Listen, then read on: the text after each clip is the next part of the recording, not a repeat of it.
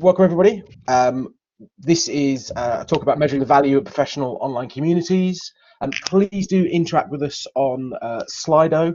If you go to slido.com, the event code is Ogden. We even got a little QR code for you there. This is going to be a Petra Kuchar inspired presentation. So we've got lots and lots of slides, but we're going to go through them quite quickly. So we're all facing huge challenges in the way we work. Working successfully in online communities doesn't have to be one of those. Okay. If you haven't already, please do join us on slido.com, and it's the event code Ogden. Links in the chat as well, because we're going to be asking you a question. So, my name is Mark. I work in the Department of Physics and Astronomy at UCL, and as part of the Ogden Trust. And as part of that trust, we've got a network across the country, and we've often had to work remotely with each other. The current climate has made that even more essential, and as we transition to a fully online community. So over the next 30 seconds, I would like you to answer this question on Slido or use the chat if you can't access that. So what challenges have you faced when working remotely on projects? So it might be a single word, just something short. What challenges have you faced when working remotely on projects? While you're doing that, I'm going to talk about the framework that we're going to be discussing today. The framework was developed for communities of practice, but has an exceptionally wide applicability, and it's a really powerful way of placing value on your online interactions. You'll be seeing these themes as we talk about in this session, but the 5 stages, represent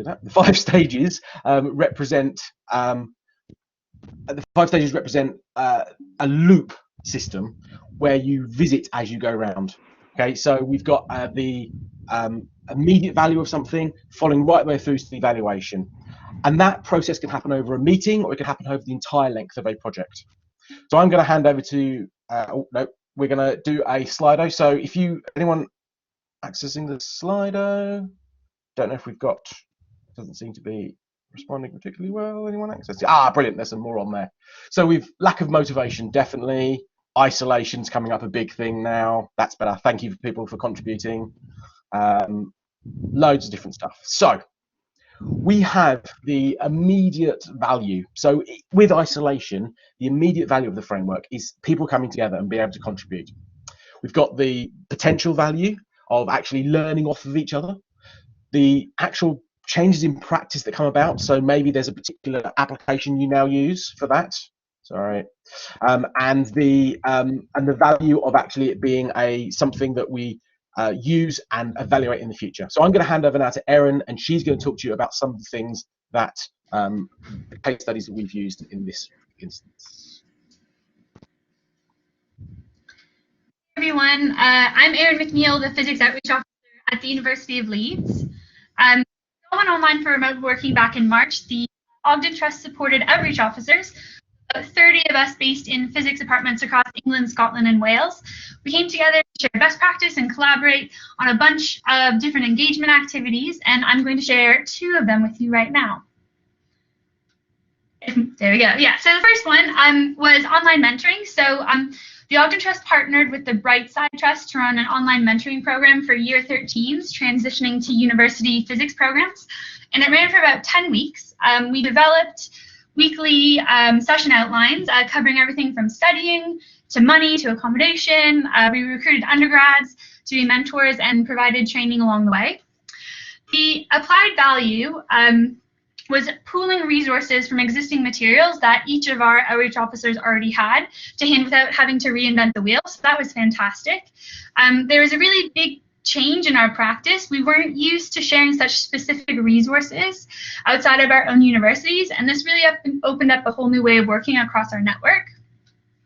And this comes to our realized value. So this collaboration really improved our performance in delivering the online mentoring program. I think this was because there was no one person responsible for delivering the whole thing. It was really luxurious and actually also a lot of fun to have a team of people working together, because as outreach officers based in departments, we usually have a lot of responsibility, so like everything kind of falls onto our shoulder when we're doing outreach. So it was just to share the load, and it was really positive, really enjoyable.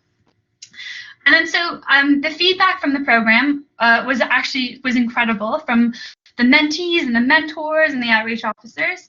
And because of this, the trust is going to run something like this again next year as a portal for widening participation students transitioning to universities, specifically in the physics realm. And we're going to, again, run it collaboratively, and it's going to be by most, if not all, physics departments in Great Britain, which is really cool. So this is something that came out of this online network that we wouldn't have done if it wasn't for working remotely and collaborating online.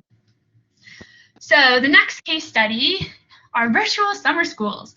So this was the great 2020 rush to take our regular in-person summer schools virtual, and it was so stressful for like any outreach officer if you speak to anyone in any university doing this in the springtime. So we reacted, there you go, by meeting online and just unburdening our concerns. And this was the immediate value, was complaining a lot, which was awesome. But it felt like we were in this community because even though we were working on different projects, we could share aspects of what was going on. And we started to move forward by really sharing solutions and tools, which brings us to our potential value. There we go. So the learning, it was just really learning from others about what was working for them and their institutions. It was so beneficial to crowdsource info from all of the other universities, find out what other people were doing, what tools they were using, sharing the technologies, the platforms, pros and cons, safeguarding guidance, and just like tips for running online events and just seeing what other people were doing for like icebreakers and their session content. So it was really just like pooling resources all together. And I'll end with our applied value. And so the applied value is that we found that we were less resistant to change, which is not something you can say very often, but we were just a lot less resistant to change from our own universities because we knew what other people were doing and what technologies they were using, what was working for them. And this really led to just a better overall summer school experience for everyone. And even though each summer school was created independently using like a variety of platforms, because we were supporting each other in our summer school network, it really allowed for like a less isolated approach. So I'm going to pass it on to Amna from the Ogden Trust, who will wrap it up for us. Thanks, Erin. I hope you've been inspired. My name's Amna. I'm from the Ogden Trust, and my work is primarily focused on working with the university physics outreach officers like Erin and Mark, undergraduates and communities in general.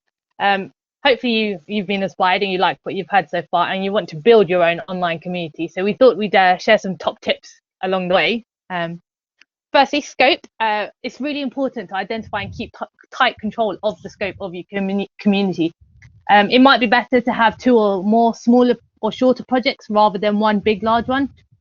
You should also have clear objectives and well-defined roles for the sessions and the community members. Once you have this, you should continue to remain reflective. The evaluation framework can help keep community meetings and projects on track. You should always ask what you're achieving and if it still meets your aims. You can have different people leading on each session, start each session with a brief summary of the previous work, but the most productive sessions we found were where people had already come prepared and were ready to focus on the current and future work.